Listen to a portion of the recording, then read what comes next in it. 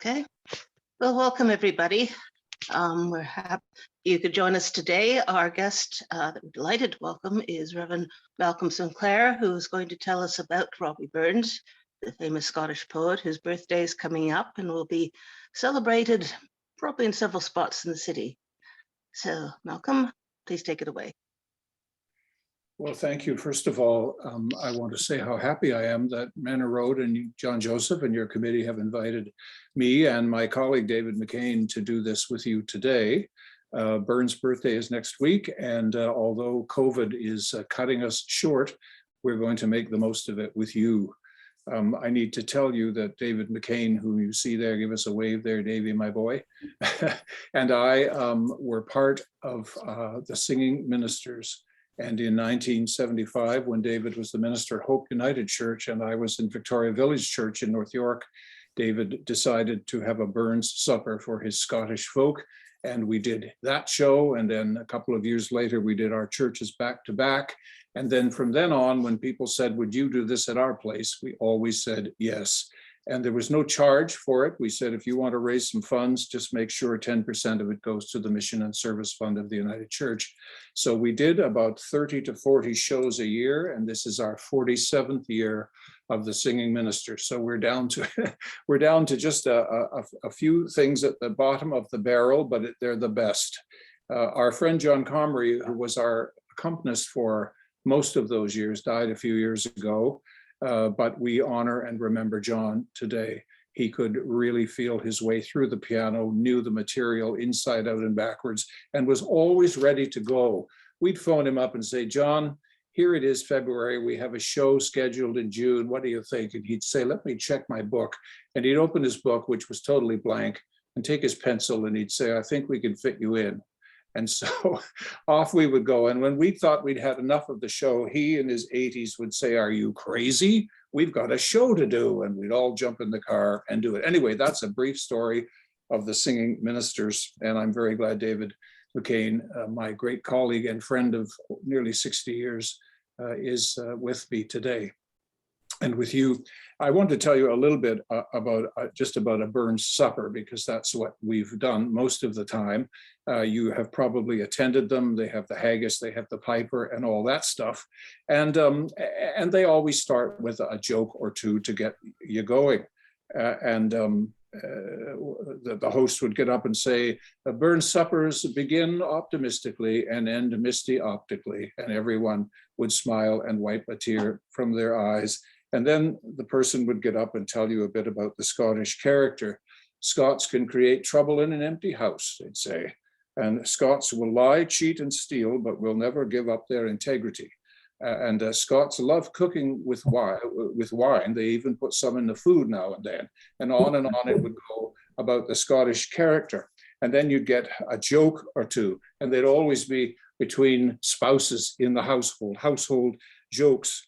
There was a whole series called That's When the Fight Started. My wife said to me one day, why don't you take me to a place I've never been? So I walked her into the kitchen, and that's when the fight started. And I said to her, she says to me one night, what's on the telly? And I says, it looks like dust to me. And that's when the fight started. She says, for Christmas, I'd like you to give me something shiny that goes from 0 to 300 in 10 seconds. So I gave her a bathroom scale, and that's when the fight started. And on. Down go the stories until the crowd is all softened up.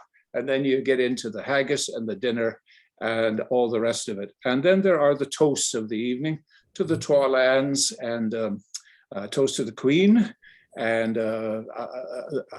toast to the lassies and a response from the lassies. And the highlight of a Burns supper is the immortal memory, a toast to the immortal memory of Robert Burns. And for 46 plus years, David McCain has become Robert Burns and mesmerized audiences. So the best way to present Robert Burns to you today is for you and I to meet him. So here's Dr. McCain. Off you go, sunshine. Thank you, Malcolm, and thanks to all you folks who are looking in. There was a lad who was born in Kyle. It wasn't a day, wasn't a style. I think it's hardly worth the while to be say nice to Robin.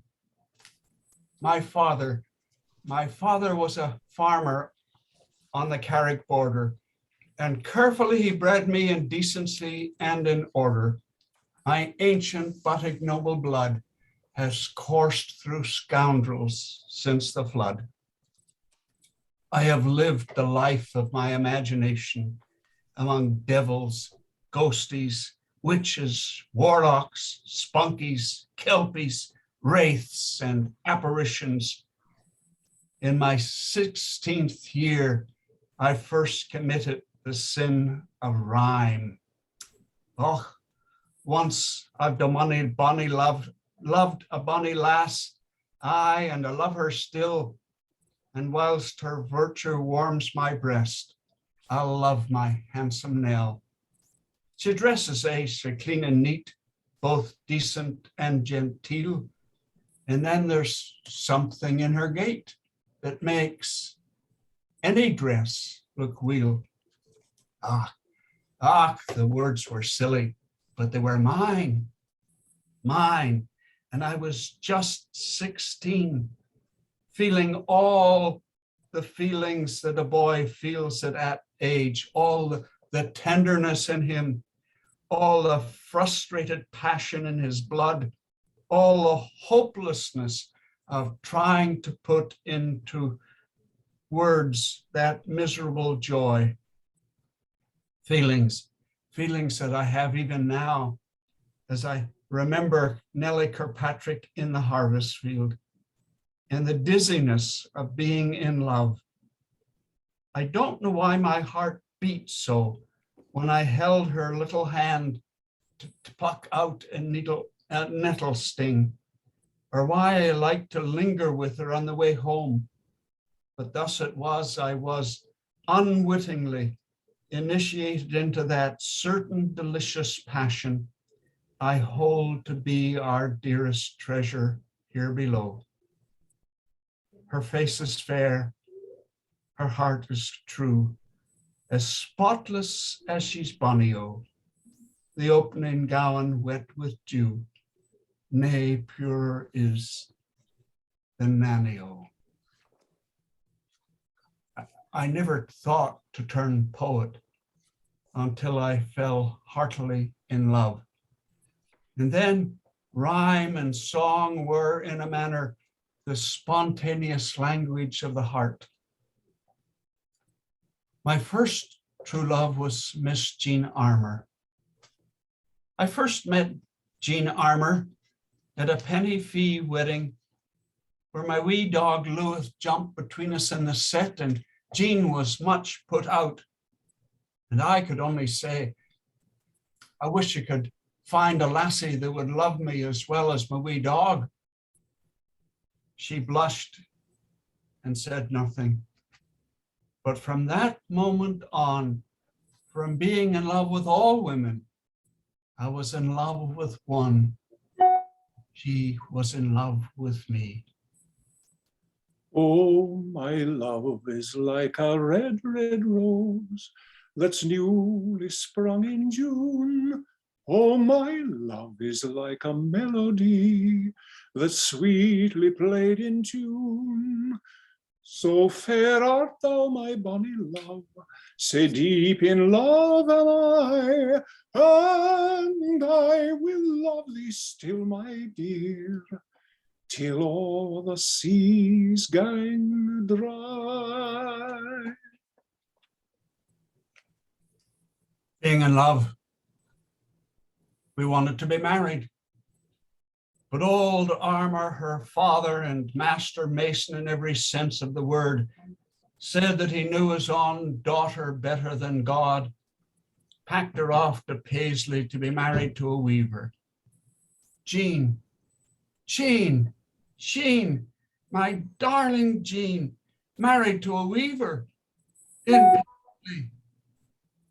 There's a pretty large portion of a bedlam in a poet at any time, but thereabouts I was 9 parts stark raving mad, because Jean was with my child. my child. But her father would sooner see it bastard than own me as his son-in-law. It was said that when he heard of his favorite's condition, he fainted. And on being revived and was told that I was the father of the child, he fainted again. Ah, but the truth, I was desolate and angry. For fear of her father, Jean had denied her love for me.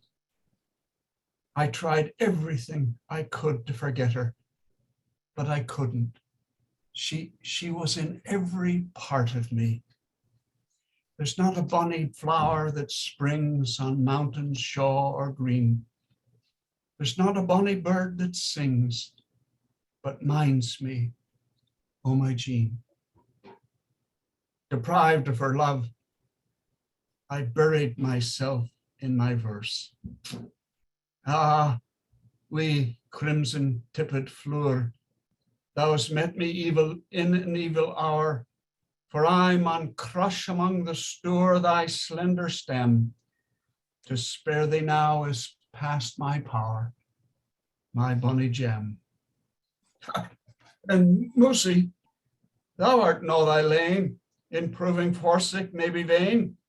The best laid schemes o' mice and men a gang aft the gley, and leave us naught but grief and pain for promised joy. Still, thou art blessed compared with me. The present only toucheth thee, but backwards cast my ee on prospects drear, and forward, though I canna see, I guess and fear. Give him strong drink until he winks, that's sinking in despair, and liquor good to fire the blood that's pressed with grief and care. Ach, why the deuce should I repine and be an ill forebodder? I'm 23, I'm 5'9", I'll go and be a soldier. But I didn't. I still knew all my old fears, all my nervous premonitions, still sweated under damnable headaches.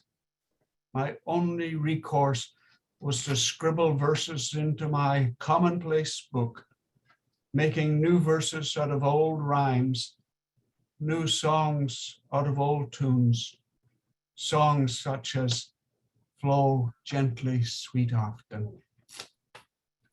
Flow gently, sweet Afton, among thy green braes. Flow gently, I'll sing thee a song in thy praise. My Mary's asleep by thy murmuring stream. Flow gently, sweet Afton, disturb not her dream.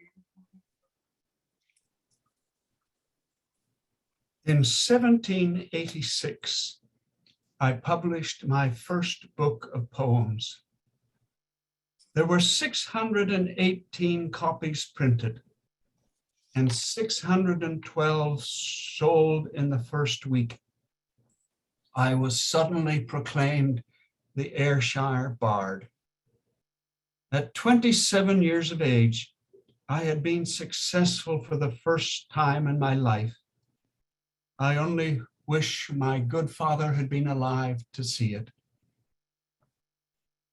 I was invited to Edinburgh to publish a second copy. Edinburgh.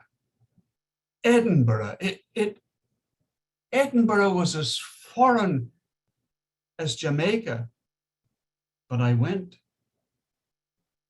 In Edinburgh, I was as novel as the balloonist or the performing pig in the grass market, this poor ploughboy poet from Ayrshire. I could have been spoiled if I'd let myself, but I knew that the wind that swept me up would soon recede, leaving me pretty much as I was, and I knew exactly who I was. It was in Edinburgh that I knew or discovered a new sickness, strangeness. And it was in Edinburgh that I first met Nancy. Nancy was a grass widow several leagues above my station in life, but we soon became friends. Our affair reaching to the point where it must soon topple over when a letter arrived from home. Miss Jean Armour has been turned onto the streets by her parents for the good old cause. Oh, Jean. Oh, Nancy. Oh, God. Yet I knew what I must do. I had no choice. I must leave my Nancy. There is no trifling with human happiness. I must go home to Jean. There is no sporting with human misery. And so at the White Hart Inn in the Grass Market, I said my farewells to the capital, parted from my Nancy for the very last time. Misery. Misery is like love. To speak its language truly, you must have known it. You must have felt it. And what you feel, well, what you feel, you must say. Yea, fond kiss, and then we sever. Yea, farewell, and then forever. Deep in heart-wrung tears I'll pledge thee. Warring sighs and groans I'll wage thee. I'll ne'er blame my partial fancy. Nothing could resist my Nancy. But to see her was to love her. Love but her and love forever. Had we never loved, say kindly, had we never loved, say blindly, never met or never parted, we had ne'er been broken-hearted. Yea, fond kiss, and then we sever. Yea, farewell, alas, forever. Deep in heart-wrung tears I'll pledge thee. Warring sighs and groans I'll wage thee.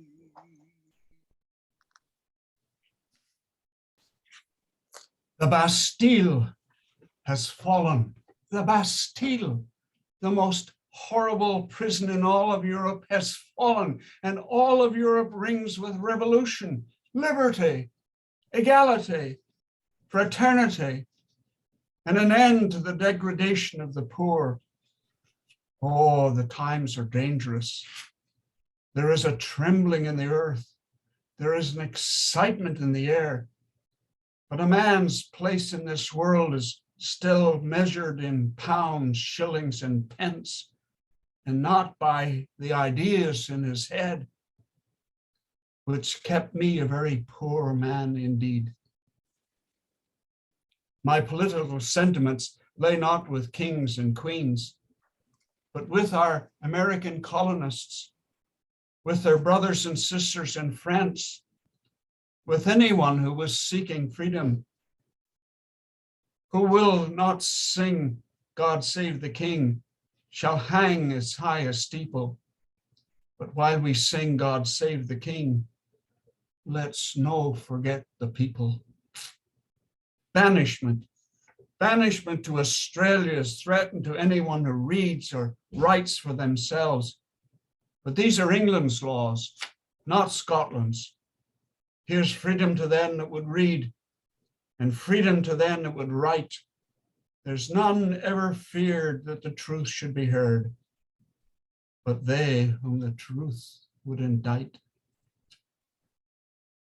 Oh, an inquiry has been ordered into my political activity. I have too much pride to be servile, not enough to be selfish.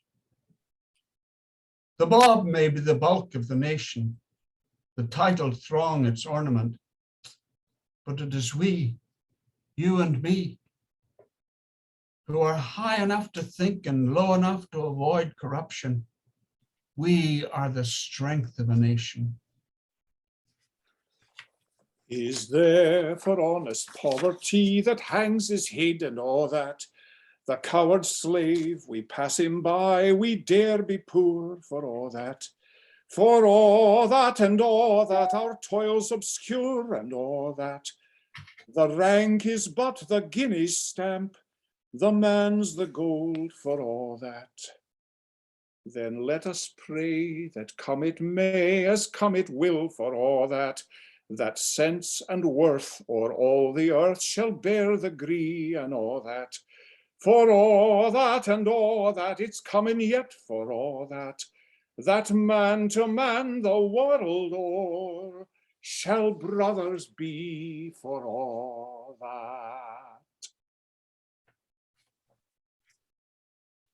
Struck by a fever in 1795, I took to my bed. And for a time, the dice spun doubtful. Well, madam, have you any commands for the next world? If there is another world, he lives in bliss. If not, he made the best of this. And the best of this was always for all of us so long ago. Or so it seemed in Auld Lang Syne. When I was a child, I thought as a child. And everyone was a child once. At 5 a.m. on July the 21st, in my 37th year, I slipped quietly away. The whole of Dumfries lined the streets for my funeral. It was the largest crowd ever seen in that town. And as the cortege passed on its way to St. Michael's churchyard and the rain began to fall, no one moved from those gathered solemnly to watch. As the rain came down, as the silence came down, as the sky darkened, and neither from man nor woman, child or dog was a single sound to be heard.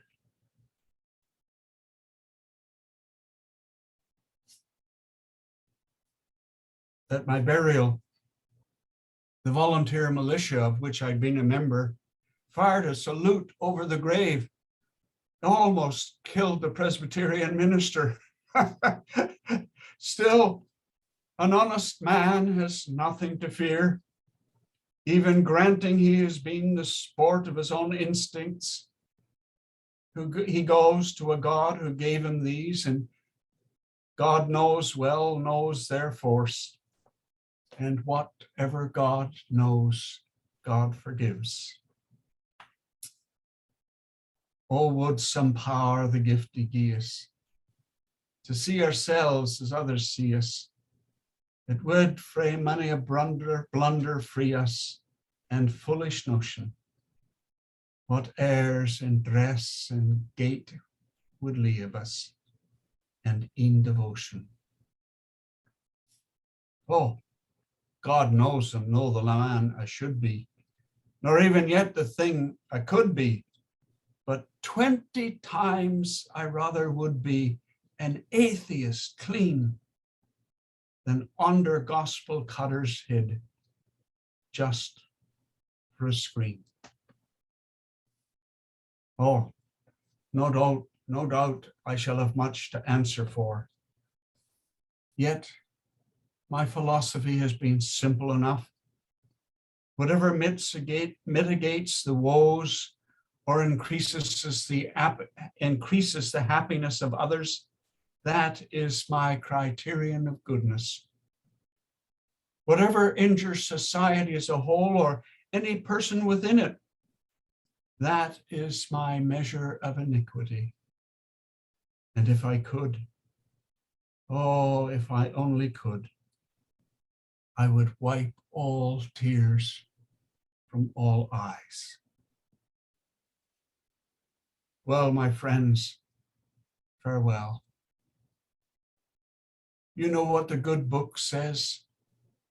Whatsoever things are kind, whatsoever things are charitable, whatsoever things are gentle, whatsoever things are good, think on these things, and think on Robbie Burns. My heart's in the Highlands. My heart is not here. My heart's in the Highlands, a-chasing the deer, a-chasing the wild deer, following the road. My heart's in the Highlands, wherever I go. My heart's in the Highlands, wherever I go.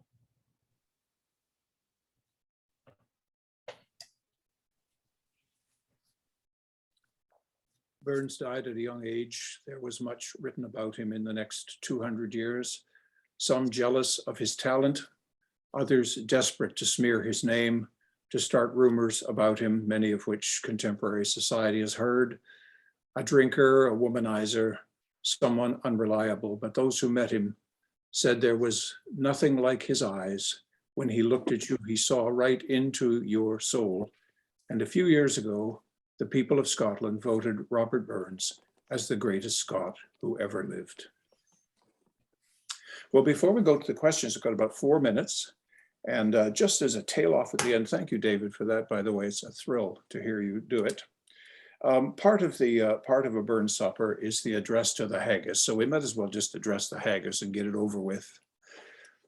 David and I did a show in a little country church called Udney, Ontario, up near Beaverton. It was the dead of winter, and the dinner was in the hall.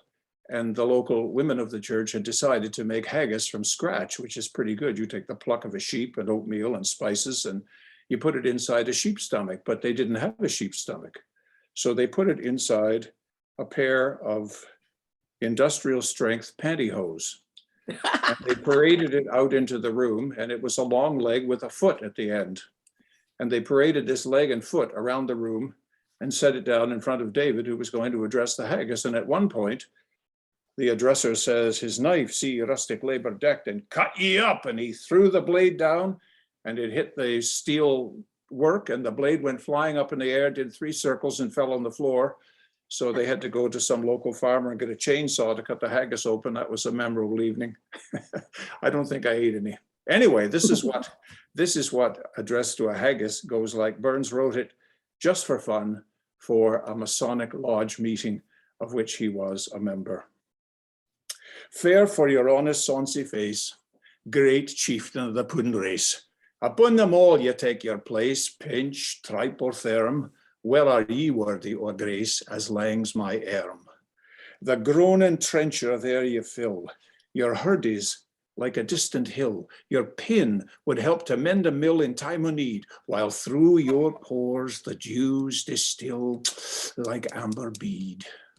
His knife, see rustic labor decked, and cut ye up with ready select, trenching your gushing entrails bright like ony ditch.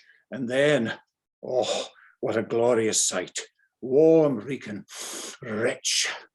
Then horn for horn they stretch and strive, deal take the hindmost, on they thrive, till all their wheel-swelled kites feel either bent like drums, and all good man mayst like to ride, be thanking hymns.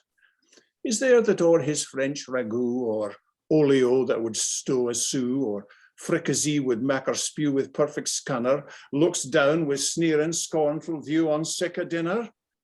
Poor devil, see him o'er his trash, as feckless as a withered rash, his spindle shank a good whiplash, his neve a knit, through bloody flood or field to dash.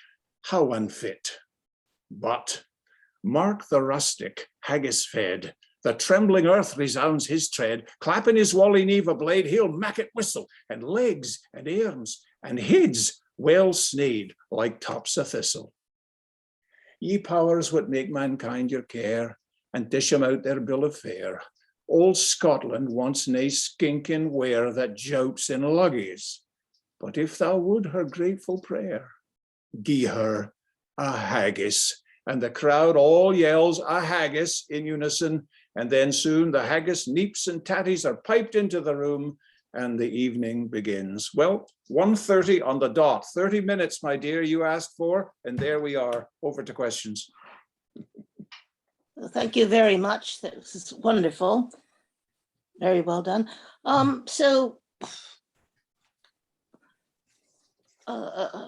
Has anyone have any other questions, Betty?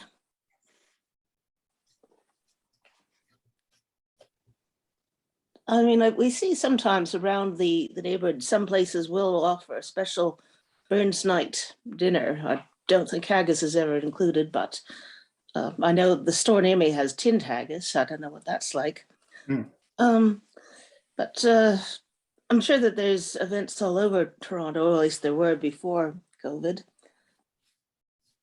Yes, you can buy haggis a variety of places. The 78 Frasers, to which I belong, goes to a little shop called the Button Ben, which is at Ellesmere and McCowan. It's in Scarborough, and a little Scottish shop, and they have haggis in various sizes, frozen, and you can bring it home and cook it. It's great. Yeah. Mm-hmm. Yes, back when we had the Metro Toronto Caravan, the international festival, there was always a Scottish pavilion in Glasgow or Edinburgh, and you could get haggis and meat pies and all the lovely stuff there.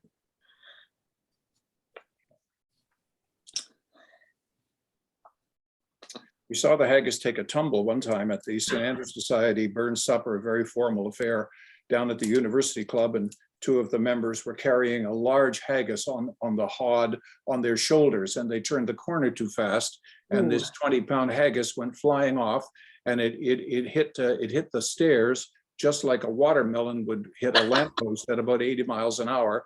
And there was haggis all up the walls, and no one had seen it in the room except my wife and me. We were at the last table, and I had the forethought to say, hey, everybody, they just spilled the haggis all over the floor. The room emptied. Pictures were taken. Thank goodness they had a second haggis standing by in the kitchen, another 20-pounder, which was delivered without incident. But that was a very memorable night. When the haggis flies, people remember it. Yeah, I would imagine they would. So we have a question. Did Robbie live long enough to see the continued fun of the tradition of the meal? David, you're welcome to jump in on this. The first Burns Supper was held in 1801 in Greenock after he died. He died in 1796. 5 years later, members of his Masonic group had a dinner in his honor and read some of his poetry and so on. So the first Burns Supper started in Greenock, and he missed it. But they have since traveled all over the world. As someone said, when the clearances came in Scotland, people brought two things with them, the Bible and their copy of Burns. And so Scots all over the world to this day read Burns and celebrate his life. David, you want to add anything about that? He was often invited to lordships' manors to read his poetry, and then he was dismissed when they were fed their dinner. Their dinner was like a big dinner at Downton Abbey, and he was dismissed to leave to eat with the peasants or the servers in the kitchen. He was not a happy camper, and tore some strips off the laird and lady who had invited him on occasion. He lived at a particularly difficult period, the 1700s. There was a great rebellion in Ireland in 1690, which was put down by the English. Then there was a great rebellion in 1715 in Scotland, again put down by the English. Then in 1745, the Great Rebellion or the uprising in Scotland, again put down. Then in 1763 was American Revolution, again put down. And then in 1759, there was the French Revolution. Then in 1798, there was the United Irishmen's Revolution. So he lived, there was a revolution happening. There was almost every 15 years throughout his life. He lived in a tremendously difficult, dangerous time, but he was poetry. He was the first nationalist poet next to Wordsworth in England. You always remember Wordsworth's Daffodils, but Burns wrote some beautiful poems. He was a farmer, of course. He knew the natural world well. He was a great nationalist. He was a feminist long before his time. There are lots of stories told about his debauchery. He always said he was a cheap drunk. One glass of wine and he was absolutely, totally out of his mind. 2 glasses and he was under the table. 3 glasses, he was under the dress of the hostess. He had a great sense of humor and loved making jokes about life and love, but a remarkable man. Mhm. Burns was an exciseman, that is, he went around collecting taxes, and it was around Dumfries, and he rode hundreds and hundreds of miles in Scottish weather on the back of a horse, which wasn't very good for a man with his health conditions, which were severe. He also had a struggle by the fact that he really appreciated what the smugglers were trying to do against the English, and yet he was supposed to arrest them for what they were doing. At the end, when he was very ill, and the question is whether it was some kind of heart condition or rheumatic fever or whatever it was, the doctors fed him lead and they forced him to bathe in the winter in the Solway Firth. And it was said that he would come back in his carriage to his house in Dumfries. His skin would be absolutely blue and he would be unable to walk on his own legs. And he died, as David had said, when he was 37 in delirium. His last concern was for his wife, Jean, who was giving birth to their last child on the day of his funeral. And his concern was that she would be left in poverty. So it was a pretty sad ending to a very interesting and marvelous life. Mhm. But that's quite often the way, isn't it? That people aren't really appreciated until after they've gone. Yeah. So is that good, my dear? Is that what you want? That is wonderful. That is excellent. We have to get I was saying we have to get our kilt jackets back to the rental company. So you'll probably All right. have to let us. Well, thank you all very much for coming, and I hope you can join us next week. Our speaker will be Sabina Ali from the Thorncliffe Park Women's Committee. Thorncliffe Park is a very active hub in the city, and we have worked with them, so I hope you can join us then. Very good. Thank you Thanks. very much. Great to see you, Gary, by the way, in the corner. Great to see you, my friend. Thank you. I have one question before we go. Are That's there good. any known descendants of Robbie Burns? You got that one, David? Yes, there are, and I have met them. There's a couple of them in London. There is a cousin many times removed. Her name is Armour. She's from her mother's side of the family. I don't know, there is a Burns who we met in Halifax when we did our show in Halifax. Mr. Burns from England who came over. He was the trade consulate for Great Britain, and he was a cousin several times removed on Robert's side, but those are the only ones that I've met and that I know. I'm sure there are many more. Thanks, Gary. Good one. I've got one other question. Are there any copyrights on his writings, books or poems?